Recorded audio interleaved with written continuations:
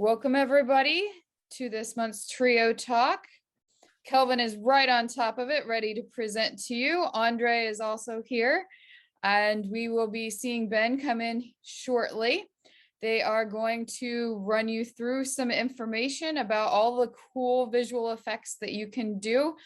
Don't forget, we have these Trio Talks every month, and if you're interested in next month's topic, which will be more of a development topic, and I'll talk more about that at the end, you need to go ahead and register for that. Kelvin, if you'd like to go ahead and take it away. Awesome. Thank you very much, Amanda. So before we get started, I'd like to introduce a little bit of who we are. So I'm Kelvin Up. I'm a product manager dealing with more of the 3D issues. And Andre, I'll let you introduce yourself. I'm the CG supervisor here at Threekit. I deal with projects primarily, but I also help product and engineering with features. Awesome. And do we have Ben yet? Yep. Hello, I'm here. Yep. Could you just briefly explain, introduce yourself? Yep. Sorry. Hi, I'm Ben Shapiro. I'm one of the senior 3D artists here at Threekit. I work on a lot of the projects, and yep. Awesome. Yeah. So kind of the agenda for today is that we'd like to show off some effects that you can achieve in the platform right now, outline what kind of key products be able to leverage some of these effects, how to go about setting these up, and then an in-platform demo of what these are, what tweaking some of these effects would do, and how you would use them, and also answer any questions you might have relating to these effects. So yeah, I know we've got a pretty packed agenda, so let's just hop right into it. The first one that I'd like to demo to you is a glass material. So glass is pretty common in everyday life and has been pretty widely explored in computer graphics. Highly configurable glass that bends, distorts, and reflects light is a great way to add some realism to your scene and products. And by playing around with transmission, thickness, and attenuation distance for your material, you can achieve drastically different effects for different use cases. Some key products that might use glass would be the ones that I have here. So glass bottle, a glass window, and maybe the front glass for a watch. Now, if you pay attention to these examples, they're all very different with different properties on it. Some glasses may be more reflective than others, some may be thicker, some have different properties in how it's frosted. Like if I go back, you can see that this is a more flat, frosted etched glass where it might not show, and sometimes you might not want to show, like in the case of washroom glasses, they might be a mosaic of some sort to kind of block out the glass. But then other things would be like perfect reflections and colored glass, where for alcohols or wines, you might not want light to get through. Yeah, so these would be some of the examples of how you would use or what products could leverage glass effects the most. And I'd like to just hop right into a practical example of how you would set up a glass material on the platform and how you'd use it. So let me just pop right here. So this right here is a glass Coke bottle that we have. And you can see here that there's two different glasses on here, a lighter glass for the top of it, which you can see it attenuates light, and the bottom. You can see here that there's a light source in the scene as well, reflecting light off of it. You can kind of see the inside reflection where the middle part of it, you can kind of see some of the background going through. Now there's like multiple layers of the mesh that it's going through. That's why it's a little bit blurred. But yeah, I'd like to walk you through how you would get this material set up, all the different properties that you can change and how it would affect this. So I have here the bottom part of the glass, which is the more dark glass that's used for the bottom effect. You can see here that the main factor that you're going to be looking at is the transmission here. Transmission will essentially tell you how much of the information is getting through. So with 0, 1, how much you want to see behind the object. You can also control things for thickness. There's other parts of the map that both Ben and Andre will talk about, or custom thickness maps, where you want to have different thicknesses for your mesh. But right now you can have a universal thickness for the whole thing. yeah, you can also add other things the way you want light to reflect off of it. You can kind of affect these things. So in this example, I can just reload it with if I change some of these things around. So let's say I wanted a little less transmission. I didn't want as much of the color to come through. Put it here. And maybe we'll add a little bit of, normal is fine. It's fine. Yeah, we can just reload this. You can kind of see. Yeah. So now it's a little less. And you don't see as much of the background come through anymore. Before it was very translucent, like you would kind of expect with a clear liquid, but for, I guess, soda and stuff like that, it's a lot darker, so you wouldn't really see too much beyond it. Yeah, that's pretty much it. You can have different glasses. Like I said, this one, the top of it, you can see this part over here is very different than the top. If I was to put, let's take the blur off of this completely. And I can show you what that kind of looks like. Clear coat, roughness. Let's do a little bit less. Come factor, AO, that's fine. Yeah, and let's do full transmission. So you can kind of see, yeah, easy ways to kind of affect the glass. You can see it's much clearer. You can see a lot more of the detail come through in the back. That's merely because I just affected the roughness of transmission.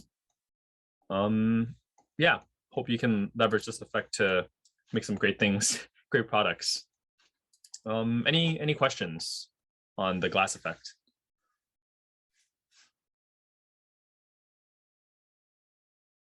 All right, and I'll hand it over to you, Ben, for Falloff. Should I just stop sharing and then I'll I'll start sharing the PowerPoint. It's fine. Perfect.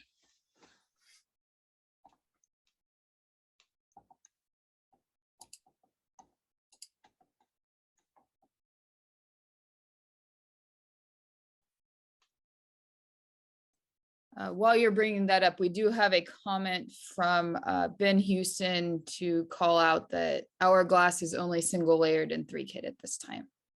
That is correct.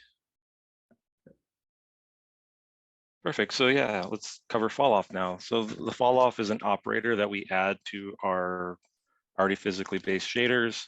It will allow us to kind of replicate the look of a car paint of some sort with, like, you can add the paint flakes as well. That paint flake is a separate feature, but with certain targets, I can show you on my example when it's going to actually be affecting with the Falloff. And you can just, change the values of this flake tint and the specular, and you can have more control of what is being seen with the Falloff, because the Falloff is basically like the facing ratio. So like the closest point of the object is where the Falloff really starts beginning, and then it starts on the edges is where really it's the more concentrated of the color. And I'll have to show an example of that, but let me go through this next slide. So yeah, this is examples of like paint and where you would see the Falloff where the edges are the darkest and the, sorry about that. It's having some internet speed issues here. So let me get back there. So let me go straight to the example we have on Threekit.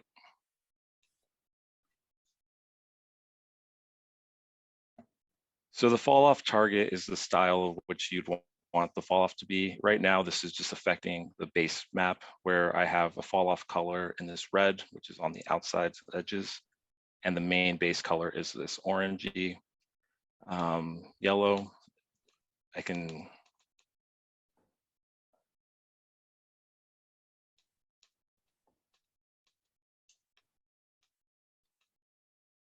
Ben, the color swatches don't work in full screen. You have to go back. Oh, okay. Sorry about that. Yeah, let me. So yeah, we base color is the middle area right here. And then the edge color is where the Falloff is. And then if I switch how the Falloff is working on the material, right now, the placement is on the sides. And if I switch it to the front side, it does an inverse. And basically, this is all stuff that I've exposed from the material that you'll see. The other main thing that I want to point out is when you have flake, let me go back to this orangey color, turn the flake back on. Then that's when you change where the fall off is actually being affected. So I'm going to be looking at the flakes, not the base. And you can see that the fall off on the sides is no longer there. But if I zoom in, that fall off color is all inside the paint.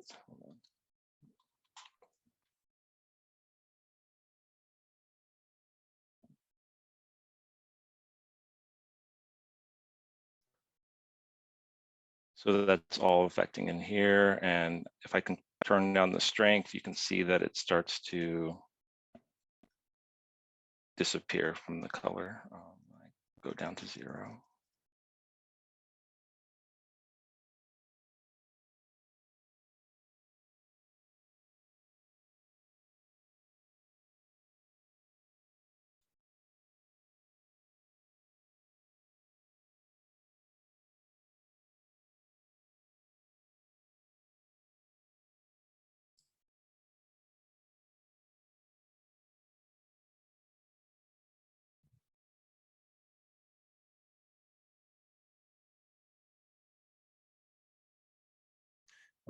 Yeah, we're seeing a very slow screen update. Yeah, I'm sorry, my internet's acting up right now.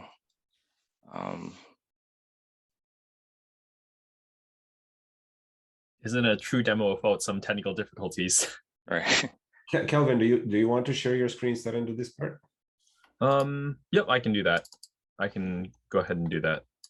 Let me just get on to the example real quick.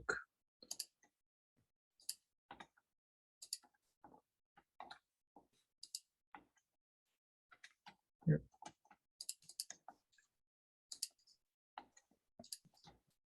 And I can go ahead and do that. That's not the right example. You got to go to the catalog. Right. You're in asset. Yes, yep. Catalog asset. That is correct. Sorry about that.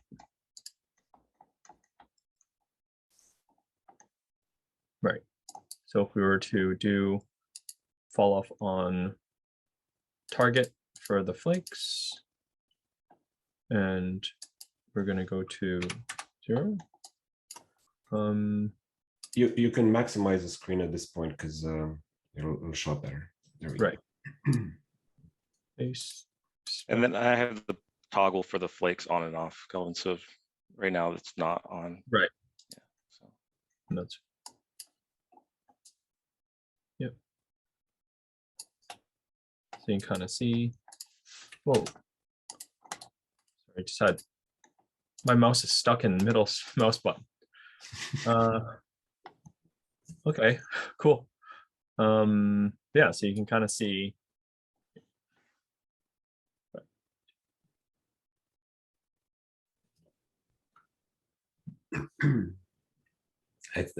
It might be GPU intensive. Yeah, I think so. Yeah, it's mine is chugging a little bit too. Yeah. Is there any other effects you wanted me to show off, Ben? no, those are the main ones. I didn't set something up for specular, but that you would have to change the material specular color to see that effect. And I didn't expose that on this particular example. Kelvin, what might be helpful too is if you quickly go to the actual material asset so that the audience can see where these settings are located. Absolutely. Well, example, and let's just do. Yeah, it's the paint mat. Yep.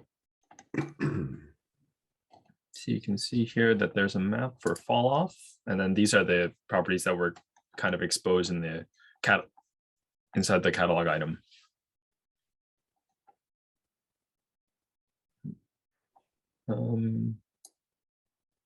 Yeah. Ben, do you want to just walk through how you would go about changing some of these to achieve different effects? Yeah, so basically the shader ball is very similar to this shader ball here. You can see right now we have base as our main color with the fall off added. It adds the red over on around the edges. And if you move the item around, like in 3D space, you can see how it kind of follows the camera, because basically it's stuck in one position, but it's really camera based, and that's how you can definitely get some interesting results. But yeah, if you switch it to the front from placement, that does the inverse of what's going on.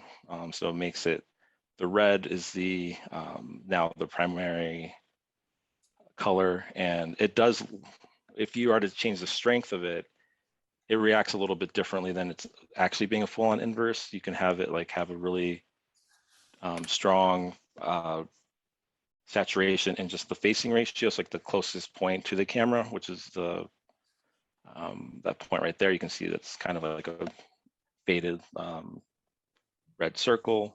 Anything else I would do, you'd have to turn on the flake inside the physical material section to then change the target to flakes so that we can make those adjustments there. So yep. Enable flake. And then you could have some problems. Yeah, and then with the flake fall off, you can then control the color that way and the edges and all that. So the yellow that we were seeing before was the base color of the material, and the red is the fall off color, essentially. Yes. And the flake color is separate from all of these, and it can be a different color altogether as well. Yep, you can kind of affect those ones as well. Yep. Flakes are always a very fine detail, so it's difficult to see these over zoom. Yeah. And then when you zoom in, it kind of breaks the effect because you're not getting the whole picture.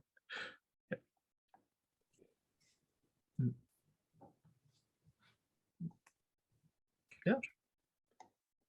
If I go back to the asset, will it preview this new one, or it'll override it with the properties here? Yes. Yeah, it's going to override it because I use globals. Right. Okay. Yeah. But the flake would change because that's not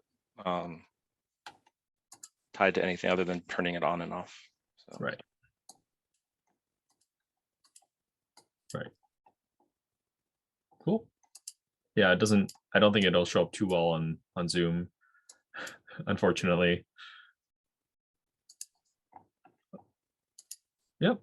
Does anyone have any other questions for this effect, the fall off operator?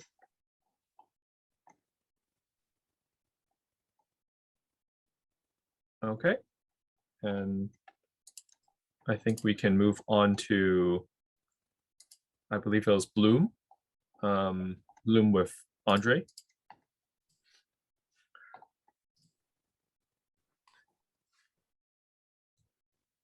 Okay, so regarding Bloom, we've added this post effect, and when we talk about Bloom as a post effect, it means that the glow that gets added on top of the bright parts of an image is a post effect that's added on top of the whole 3D player, essentially. Currently, this is only a WebGL effect, and it's essentially being added with the glow on top of the finished rendered image from the 3D player, from the WebGL player.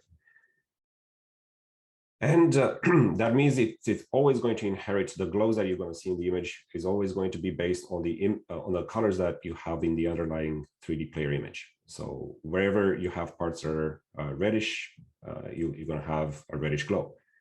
Bluish parts of the image are going to generate a bluish glow. In order to control what parts of the image are brighter or darker, we can use the emissive property of materials. And it's important to know that the emissive property does not generate light.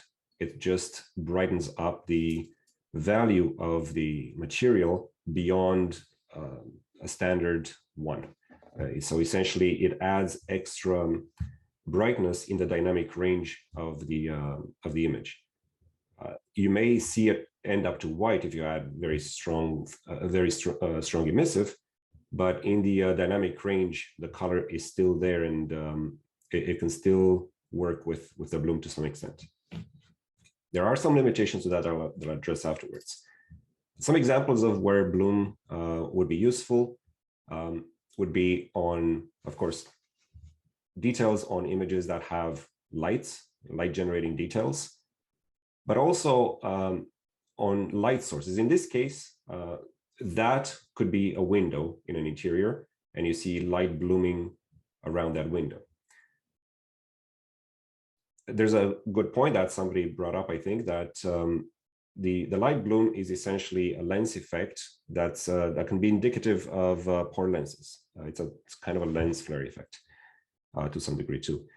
And in photography, it's less desirable, whereas in CG, it seems to be used much more extensively. Yes, it's true that as an indicator of the quality of the lens, there are definitely photographers that desire to eliminate the bloom as much as possible. It's also used a lot in photography too. You get those star shapes around very strong light sources in darker environments, and those are desirable. The quality of the star blooms is also an indicator of the quality of the lens, and the way in which it produces those flares is very appreciated by photographers as well. It doesn't always have, the way we use it in CG doesn't always have to be in a very strong manner. It can be a subtle effect. It also can be used to add mood. The glows that we see overlapping with the image from these light sources do add a bit of that hazy look to it in some ways, on top of the atmosphere, of course. But it all works together to soften up the image and remove some of the sharpness, the harsh sharpness of an unprocessed image. There are some things that our bloom effect does not do, such as these lens flares. It does not do anamorphic lens flares, and it doesn't do star shape blooms either. So these won't be able to be reproduced using the Threekit feature currently. All right, there are some limitations. I will show you an example first. All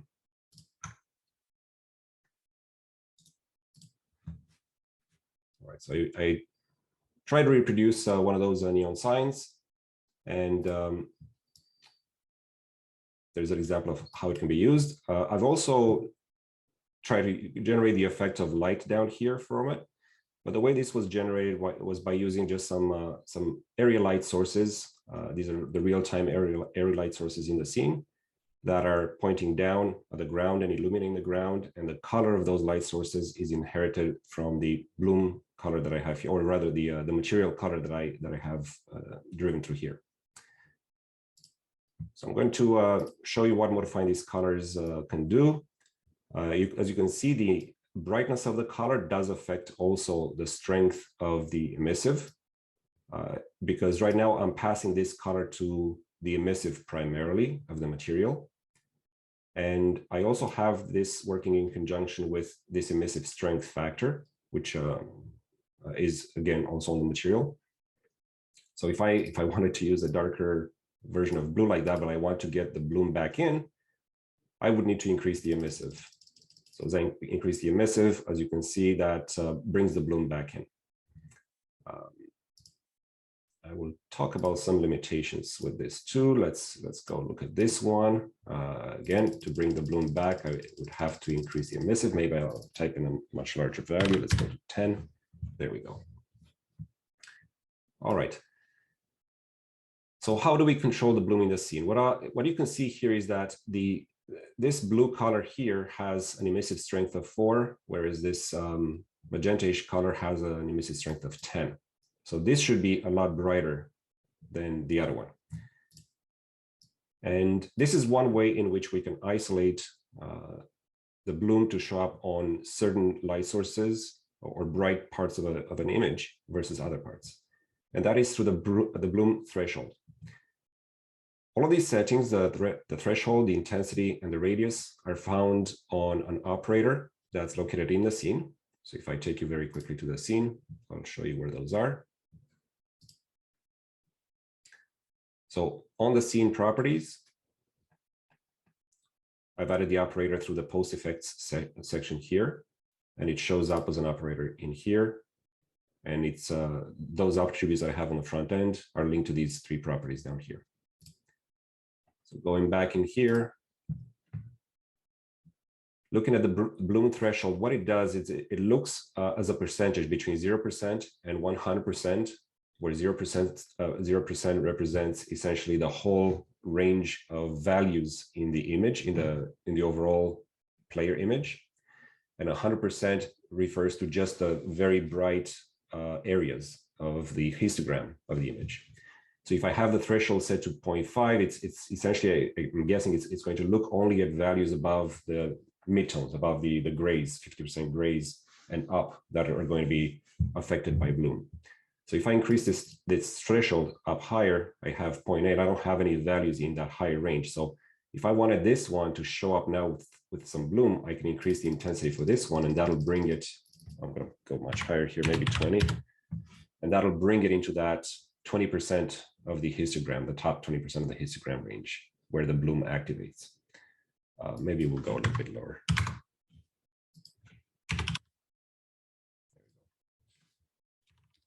And as you can see, we're running into some issues as well, and I'll explain where those issues are coming from with the current implementation. Next, looking at the bloom intensity, I'll go back to a 0.5, and I'll show you also what happens actually when I go to 0. You can see that all parts of the image are starting to get bloomed to some degree. So that's why using the threshold allows you to isolate just the brighter areas and have the bloom just on those brighter areas. Okay, so going back to the bloom intensity here, it's that's pretty straightforward. It's just the strength of the bloom in terms of the color intensity. We have currently a range between 0 and 2. We're looking at adjusting that, increasing that range. Bloom radius, same thing. It allows you to have a wider spread on the glow effect. We have a range between 0 and 100%. Here, the values represents 100%. And so that's what it does. We're also looking at adjusting that to perhaps increase the range of that radius as well. Not beyond 100%, but the way the effect shows up on the screen. And that's what it looks like. As you've seen with the bloom on and off, this attribute controls the operator's enable check radio button here to switch the effect on and off. All right. And of course, the background color does have an effect, or it does factor in terms of how this effect shows up. So if, well, again, I have to switch out from full screen for that to work. So if I change the background color to a darker color, you'll see how the effect looks a little bit different. As I go brighter, the effect looks a little bit different as well, because we are using additive blend modes for that bloom to overimpose on top of the 3D player image. So your background also plays a role in terms of how this looks. Do you guys have any questions so far about these properties? Okay. So in terms of limitations, I was talking about those a little bit. So the performance is affected by the size of the embedded 3D player. This is true of all post effects. The larger the 3D player on the screen, the harder the player is going to work to apply these post effects and generate them. It's also highly dependent on the tone mapping settings of the scene. The setting that I was currently using in my scene was to have the tone mapping set to linear mode, because it produces some slightly better color results. But this leads into the third problem, I'll switch back to the example quickly so I can show you what I mean by the tone mapping in case some of you are not familiar with this setting. These are the WebGL, they're called post effects here, but it's really just the tone mapping. This should be called tone mapping. And we have a few options here. This should be set on linear, and you have an exposure control here. If I go and reload this, see there was a slight change in how that appeared. So this leads into the second, the third problem that I was going to mention is that currently the way we do our tone mapping is actually by adjusting with an adjustment curve the red, green, and blue channels of the image individually. And when we're adjusting them individually, what's going to happen here is that, especially with emissive colors, it's going to produce some undesirable results when you try to use colors that fill one channel more fully than the other two channels. So for example, reds, if I go to reds and I try to use reds in here, and I try to increase the intensity, this will go very, very quickly to white, and it won't preserve in the bloom, it won't preserve the red color very well. As you can see, as I go down the range, you're not really seeing the red very much in any of those. This is why using colors that use the full range of, or have a wider range of values in all three channels tend to produce more predictable results. So these would be the yellows. So if I go to into the yellows, I'm seeing more of a yellow result in there, and I don't have to go quite as high with the intensity either. See, I'm getting kind of what I'm expecting here. I'm not quickly going to white essentially, and I'm still getting very strong blooms from that. Whereas if I were to change with that value to a red, you see I'm losing that bloom information, and I'm not getting very much out of that. And even though I'm in these oranges and reds here, the results are still skewing here towards the yellow. These results are always going to end up skewing, as you can see, going through the range. They're going to end up skewing towards the yellows, cyans, and magentas. This needs a much higher strength in order to show up. There you go. So these colors will tend to work a bit more predictably with the current implementation. So we're going to have to add some better tone mapping options that preserve the colors better in the full range of the spectrum, so that this works more predictably. All right, so if there's no additional questions about this, I can proceed to iridescence.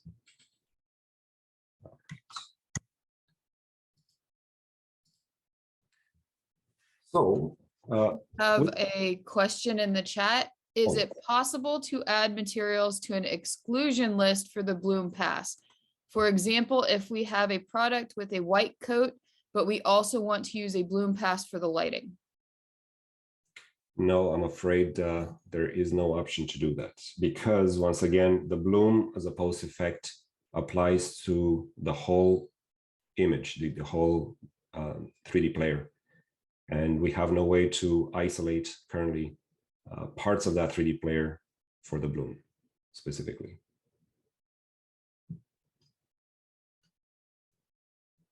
And because currently the bloom is applied on top of the tone mapped image, it does not apply before the tone mapping as it does in Unreal.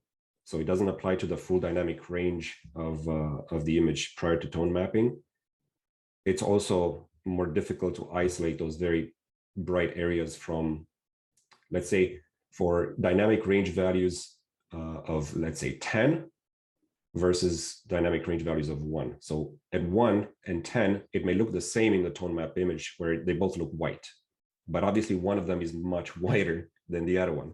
And you would want to be able to isolate that. And I don't think you'd be able to do that currently, because the bloom is being applied on top of the tone mapped image, which is all clamping it down to values between 0 and 1.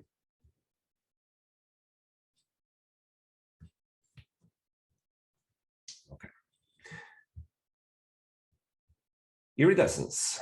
So with, well, I grabbed this quote from Wikipedia. We're talking specifically about the iridescent effect of thin film interference, of thin film iridescence. And this is a natural phenomenon in which light waves reflected by the upper and lower boundaries of a thin film interfere with one another and either enhancing or reducing the reflected light. So the key point there is that we're talking about a thickness of a film and variations within that thickness of the film as well. And that's how we've implemented this iridescence effect. It sits on materials.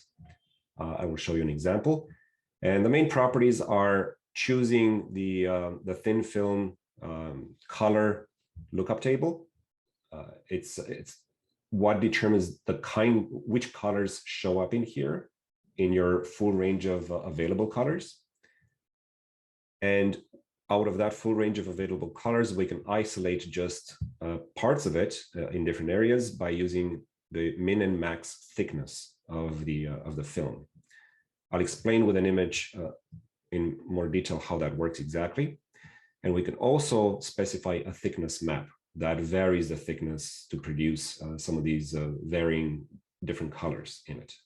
In the case of these bubbles, for example, the thin shell of the bubble is not all the same thickness. It varies in thickness, and that's how we get some purples over here, greens and yellows in different places, and blues. It's because the thickness is varying across the surface of that bubble. Some examples of where you'd be seeing this in nature: bugs. Lots of bugs have this thin film iridescence happening over their bodies. A bunch of this organic shell materials, but also some rocks, they exhibit this effect as well. And keep in mind, this is different from what you'd see from an anodized metal. The anodized metal has that sort of a similar look to it in terms of the way the colors are shown on the surface of a metal, but that's baked into the metal. It doesn't change as you change the viewing angle. Whereas with iridescence, it changes as you change the viewing angle. Some examples with manufactured items. Glass is a pretty common example where you have this thin film iridescence creating these really cool rainbow effects on them. These are glass tiles, a bowl. We also have it in fabric too. There's different kinds of fabric that do exhibit this effect, and we would need to reproduce as well. And I will show you an example that I put together, and then I will explain the mapping here and how that works. So the example that I put together here has some soap bubbles in it, and as we look around it, we see the various colors playing over the surface of the soap bubbles. And I will go into the material and describe in more detail how these properties work, because they are a bit more visible on more opaque objects, such as that beetle example. But this is how it can work in a scene.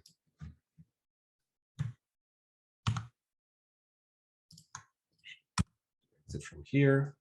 All right, so I will go into the assets and I will pull up the test material that I wanted to use for this.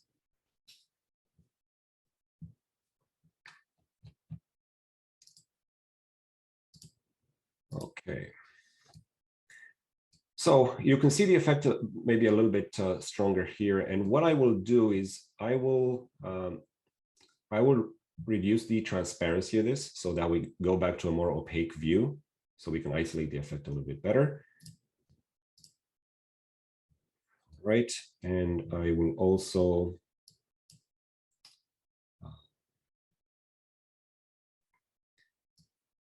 increase the metallic factor a bit more. Yeah, let's do that. And maybe decrease. Oh no, I need to have that on. All right, we'll keep that on like that. Okay, so going down to the iridescence section here, we have the option by default. What this will go to is custom, and it will come up empty. So when you first load it this way, you will not see any effect. In order to get the effect to show up without having your own custom LUT file, you'd have to switch to the default for the thin film LUT instead of custom mode. So switching to default will use a built-in default map that we have hard-coded into our system. And you can modify the parameters of that map through the min thickness, max thickness. And I will also remove the thickness image asset so that you can see what effect that has if you don't provide a varying thickness to the film. If the film is all the same thickness, as you can see, it tends to look more like a falloff. It has more of a falloff look to it. Okay. So modifying the min and max thickness, as you can see, allows you to go through that rainbow of colors. But without understanding what that image looks like or should look like, it's difficult to understand what these values do. So that's why I will switch back to that image so you can see the properties of it. I will show it to you in here as an example of what that image looks like on the platform that I'm using for my custom LUT, but this is similar to what it looks like as the default one that's hard-coded into the platform too. Go back to the explanation here. So the way this is affecting the iridescence is by looking at the left-hand side as the black values in the thickness map. So you remember I mentioned that you can put your own thickness map that can vary the thickness of the film over the surface of the object. So black values in the thickness map, if I show you the thickness map as well, that would help. This is the thickness map that I was using. It's just a noise map, essentially a cloud noise map. Black values, white values in it. Going back to here, the black values in that thickness map will pick colors from this range, the left-hand side of the image. And white values in the thickness map will pick colors from this side of the image, from this range. And this is a horizontal effect. So as you go into the grays, the colors that are picked are from this range. The thickness properties, the min thickness and max thickness, will control a level vertically on this image. So min thickness, when it's at 0, it will pick color from this side, from white. If I put max thickness at 0, it'll pick values from this side. So we should get essentially white if I use this image. So if I go back to my example and I switch this to 1, there you go. We're going to white. Especially if I go and use my custom LUT. Okay. So now as I start to increase these values, you see I'm going into that brown, and there you go. I'm in the brown area. And you see I moved my max thickness into this area up here, into these browns. So if I move it up a little bit more, I should get into this slight blue and maybe a bit more into the orange reds.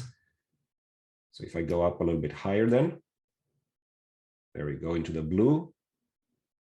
And then after the blue, I'm going into the reds. I'm starting to get the reds. And I'm going through the whole spectrum here. This includes the whole spectrum of the image vertically in the max thickness. Okay, so I will switch back to that, and I will switch the thickness image. Sorry, I put the wrong thing. I use my custom LUT in the thickness. That's not what I meant to do. There we go. All right, so if I go back to using the custom, I'll use my custom LUT. There we go. Okay, so now once again, in the low values, I'm in the browns, and then going into the blues, and then into the oranges, starting to come up, and reds. So these colors here, the yellows, are showing up where the white parts of the noise map is. And those values, the light values, are in the black parts of the noise map. Is this making sense so far? I hope so. So what we could do too is we can limit the range of those colors to just maybe this blue and red from over here. And so I can put my min, I can bring my min up. So all of the black parts of my thickness map will get the reds. And then I will move my max just a little bit above that to maybe like almost 0.5 here, maybe 0.4, so that it goes into the blues. So it isolates this area here. But in the black parts, we'll get a bit of greens as well, because you see that we have an uneven distribution on the right-hand side compared to the left-hand side. And that'll produce some of these effects. So if I go up to point, yeah, in the reds, let's go up there, 0.4. There we go. We have a more isolated spectrum of colors showing up. So the look of this obviously will be controlled by both the noise map that you're using, as well as by the rainbow LUT that you're using as well. How you would generate this image, honestly, I don't have an answer for that. You know, what's physically correct perhaps is a bit too much to figure out for an artist in this case.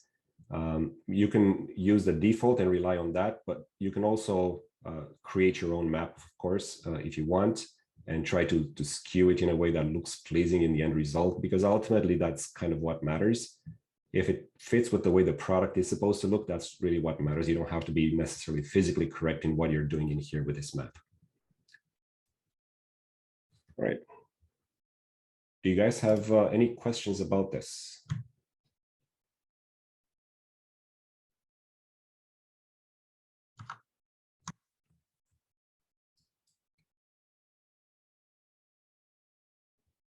No? All right.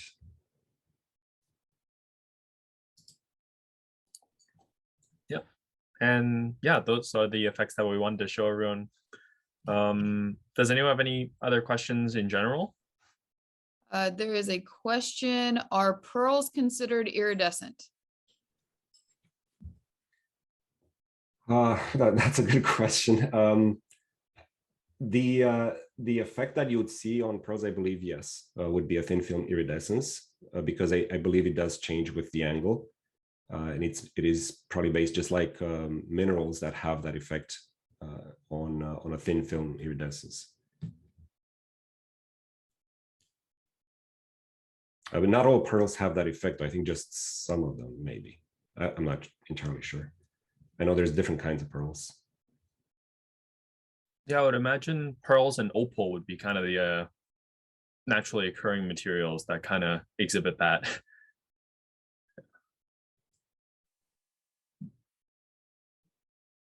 Well, if there's no other questions, I'll give you some of your time back. But yeah, thank you everyone for coming by to check out these effects, and can't wait to see what you build. Thank you, everyone, for the presentation. We greatly appreciate that.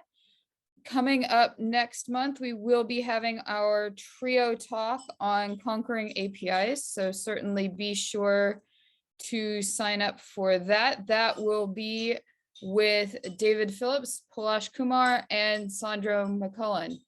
We look forward to seeing you there. Thanks, everyone. You guys have a great day.